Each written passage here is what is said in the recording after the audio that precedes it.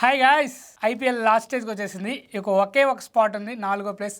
ఆ 4వ ప్లేస్లోకి ఏ టీం వెళ్తుంది ఈ వీడియోలో మాట్లాడుకోబోతున్నాం. Mumbai Indians or Delhi Capitals. ఒకవేళ ఈ రెండు టీంల్లో కానీ వరుసగా కానీ గెలిస్తే టాప్ 2 కూడా వెళ్ళేదానికి ఛాన్స్ ఉంది. బట్ ఆ ఒక్క ప్లేస్, ఆ క్వాలిఫికేషన్ సినారియోకి ఏ టీం వెళ్తుందో ఫస్ట్ మనం ఈక్వేషన్ మాట్లాడుకుందాం. ముంబై ఈక్వేషన్, అలాగే ఢిల్లీ క్యాపిటల్స్ ఈక్వేషన్. తర్వాత మనం మ్యాచ్ ప్రివ్యూలోకి వెళ్దాం. సో ఈక్వేషన్కి వెళ్ళిపోతే ముంబై వర్సెస్ ఢిల్లీ మ్యాచ్. ఈ మ్యాచ్ వాన్కడేలో జరుగుతుంది, మ్యాచ్ నెంబర్ 63. ముంబై ఇండియన్స్ కానీ గెలిస్తే డైరెక్ట్గా క్వాలిఫై అయిపోతుంది, ఎటువంటి డౌటే లేదు. ముంబై ఇండియన్స్ పక్కన క్యూ కూడా పడిపోతుంది. ఒకవేళ ఢిల్లీ క్యాపిటల్స్ కానీ గెలిస్తే అప్పుడు నెక్స్ట్ మ్యాచ్ ముంబై పంజాబ్తో ఓడిపోవాలి, అప్పుడు ఢిల్లీ క్యాపిటల్స్ క్వాలిఫై అయిపోద్ది. ఒకవేళ ముంబై కానీ పంజాబ్తో కానీ గెలిస్తే ఢిల్లీ కూడా పంజాబ్తో గెలవాల్సి వస్తుంది. సో ఇది సినారియో, ఎందుకంటే ఢిల్లీ క్యాపిటల్స్కి 13 పాయింట్లే ఉన్నాయి, ముంబై ఇండియన్స్కి 14 పాయింట్లు ఉన్నాయి కాబట్టి. సో పంజాబ్ పైన కూడా ఈ రెండు టీమ్స్ కూడా ఆధారపడి ఉంటాయి. బట్ ముంబై ఇండియన్స్కి ఎటువంటి డోకా లేదో, గెలిస్తే వెళ్ళిపోతారు. ఒకవేళ ఢిల్లీ క్యాపిటల్స్ గెలిస్తే మటుకు నెక్స్ట్ మ్యాచ్ గెలవాల్సి ఉంటుంది. అలాగే మనం పిచ్ రిపోర్ట్ గురించి మాట్లాడుకుందాం. అసలు ఈ మ్యాచ్లో ఇంట్రెస్టింగ్ పాయింట్ తెలిసి ఎవరు గెలుస్తారో మీకు డైరెక్ట్గా ఈజీగా చెప్పేస్తా. సో మీరు లాస్ట్ వరకు చూడండి, మీకు ఎవరు గెలుస్తారో కూడా ఈ ప్రివ్యూ చూస్తే మీకు అర్థమైపోతుంది. సో ఈ సినారియో చెప్పేస్తా, దాన్ని బట్టి మీకు అర్థమైపోతుంది. మనం ఈ రెండు టీమ్స్ యొక్క హెడ్ టు హెడ్ రికార్డ్ చూస్తే 36 మ్యాచెస్ జరిగితే 20 మ్యాచెస్ వచ్చేసి ముంబై ఇండియన్స్ గెలిచింది, 16 మ్యాచ్లు వచ్చేసి ఢిల్లీ క్యాపిటల్స్ గెలిచింది.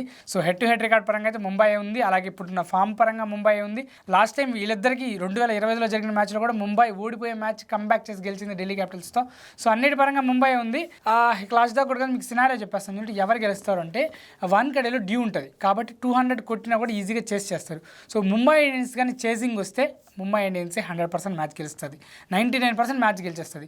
ఒకవేళ ఢిల్లీ క్యాపిటల్స్ కానీ సెకండ్ బ్యాటింగ్ చేస్తే అప్పుడు ముంబై బౌలర్స్ బాగున్నారు కాబట్టి ట్రెంట్ బోల్ట్, అలాగే దీపక్ చహర్ ఇనిషియల్గా స్వింగ్ చేస్తాడు, అలాగే బుమ్రా ఉన్నాడు, శాండర్ ఇంజురీ నుంచి కంబ్యాక్ చేస్తాడో చూడాలి, అలాగే కరణ్ శర్మ కూడా బాగా వేస్తున్నాడు.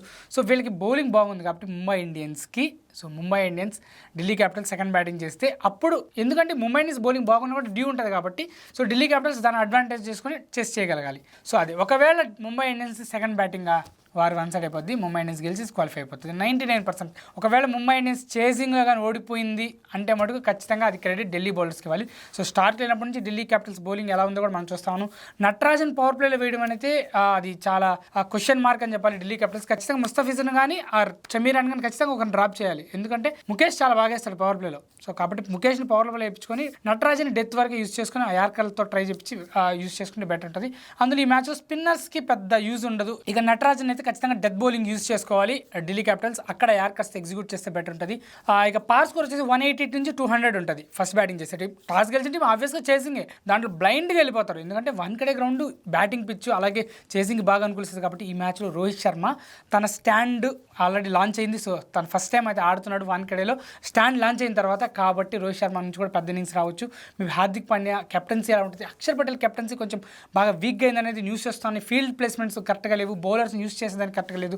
అందులో ఢిల్లీ బ్యాటర్స్ కూడా ఫామ్లో లేరు. అందరూ కూడా మాక్సిమం ఏమవుతుందంటే వాళ్ళు షఫల్ అవుతున్నారు. అక్షర్ పటేల్ ముందుకు వస్తున్నాడు స్టెప్స్ కంటే ముందు.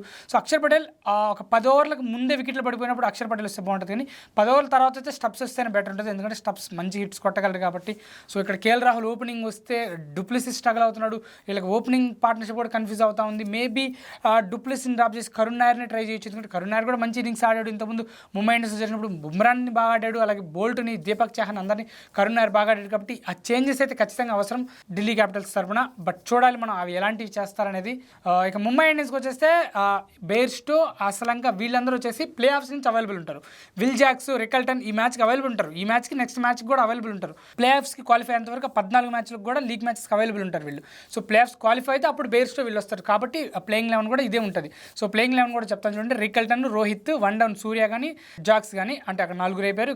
Tilak, Naman Dhir, Hardik Pandya, Bosch, Boult, Deepak Chahar, Bumrah, impact player Karan Sharma. ఇక ఢిల్లీ నుంచి మటుకు ఖచ్చితంగా 2-3 చేంజెస్ అయితే ఉంటాయి. బట్ అవి ఏమేమి ఉంటాయి అనేది అయితే ఖచ్చితంగా ముఖేష్ అయితే రావాలి పక్కగా, ఆ మోహిత్ శర్మ వచ్చిన బెటర్ ఉంటుంది. సో ఆ చేంజ్ జరగాలి, అలాగే కరుణ్ నాయర్ కూడా ఖచ్చితంగా బ్యాటింగ్లోకి రావాలి. సో ఇవి చేంజెస్. ఇక ప్లేయర్స్ టు వాచ్ వచ్చేస్తే నటరాజన్, రోహిత్ శర్మ, ఎందుకంటే నటరాజన్ గుజరాత్తో జరిగిన మ్యాచ్లో బాగా వేయలేదు, సుదర్శన్ అయితే చాలా ఈజీగా రన్స్ చేశాడు తన్ని. సో నటరాజన్ అయితే ఈ మ్యాచ్లో ఎలా వేస్తాడనేది కీలకం కాబోతుంది. ఇక రోహిత్ శర్మ అయితే తన స్టాండ్ మీద తను బేవచ్చమైన ఇన్నింగ్స్ ఆడతాడా లేదనేది మనం ఖచ్చితంగా చూడాలి. సో వీళ్ళిద్దరూ నా ప్లేయర్స్ టు వాచ్. ఇక పాజిటివ్స్ నెగిటివ్స్కి వచ్చేస్తే ఢిల్లీ క్యాపిటల్స్కి అయితే నెగిటివ్స్ చాలా కనిపిస్తా ఉన్నాయి. మెయిన్గా బౌలింగ్ యూనిట్, అలాగే బ్యాటింగ్ ఆర్డర్లో కూడా అందరు ఫామ్లో లేరు. ఇక ముంబై ఇండియన్స్కి అన్ని పాజిటివ్స్ లాస్ట్ మ్యాచ్ వాళ్ళు ఓడిపోయినా కూడా అది ఏదైతే దీపక్ చహర్ని లాస్ట్లో యూజ్ చేశారు కాబట్టి ఓడిపోయారు. అదే కానీ లాస్ట్లో బుమ్రా కానీ బోల్ట్ కానీ ఒక ఓవర్ కానీ ఉంటే ఖచ్చితంగా గెలిచేవాళ్ళు. ఖచ్చితంగా ముంబై ఇండియన్స్కి ఆ మ్యాచ్ ఓడిపోయినా పెద్ద ఫరక్ పడదు. ఖచ్చితంగా వాళ్ళు పాజిటివ్స్లో ఉన్నాయి అన్ని. ఇక వాళ్ళకి నెగిటివ్ అంటే కరణ్ శర్మ స్పిన్నర్, తను కూడా డీసెంట్గానే వేస్తా ఉన్నాడు. వాళ్ళకి బాష్ లాంటి ఆల్రౌండర్ ఉన్నారు. వాళ్ళందరికీ జాక్స్ కొంచెం ఫామ్ అటు ఇటుకున్న బ్యాటింగ్ ఫామ్, తన బాల్తో కూడా కాంట్రిబ్యూట్ చేస్తున్నాడు. సో ముంబై ఇండియన్స్కి ఎటువంటి తిరగలేదు. సో ఈ మ్యాచ్లో ప్లేయర్ ఆఫ్ ద మ్యాచ్ ఎవరు కొడతారంటే మేబీ రోహిత్ శర్మ లేదంటే కేఎల్ రాహుల్ అనుకుంటున్నాను నేను. ఖచ్చితంగా కేఎల్ రాహుల్ ఏంటంటే ముంబై ఇండియన్స్తో మంచి ఇన్నింగ్స్ ఆడుతున్నాడు. కేఎల్ రాహుల్ ఎల్ఎస్జీ తరఫున ఆడుతున్నప్పుడు కూడా ముంబై అగెన్స్ట్గా పెద్ద 2 సెంచరీలు కూడా చేస్తున్నాడు కాబట్టి, ఆ లాస్ట్ మ్యాచ్ కూడా సెంచరీ చేస్తున్నాడు కాబట్టి కేఎల్ రాహుల్ కూడా కీలకంగా ఆపుతున్నాడు.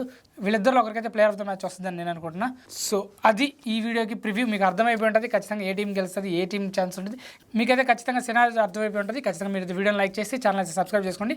మీరు ఎవరు గెలుస్తారనుకున్నారో కూడా కామెంట్ చేయండి. ఇలాంటి క్రికెట్ రివ్యూస్ కోసం మన ఛానల్ సబ్స్క్రైబ్ చేసుకోండి. ఉంటాను, బై, థ్యాంక్స్.